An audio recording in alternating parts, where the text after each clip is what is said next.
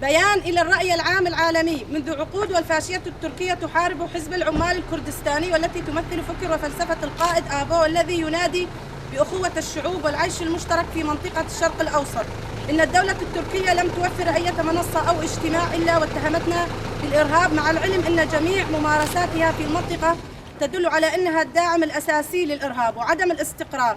وأكبر دليل على ذلك قصف قوات الجريلا بالأسلحة الكيميائية المحرمة دوليا وقتل المواطنين الأبرياء بالطائرات المسيرة بهدف ضرب استقرار مناطق الإدارة الذاتية وإفشال مشروع الأمة الديمقراطية. وإن كل هذه الأفعال الشنيعة تقوم بها على مرآة ومسمع المجتمع الدولي، والتي تدعي احترام حقوق الإنسان.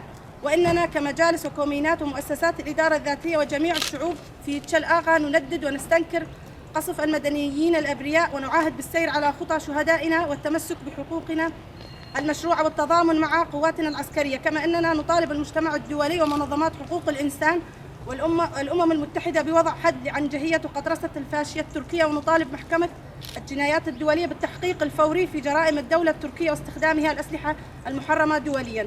الحرية للقائد آبو شهيد نامر، والنصر لقواتنا. عاشت أخوة الشعوب. بالروح بالدم نفديك يا شهيد، بالروح بالدم نفديك يا شهيد، بالروح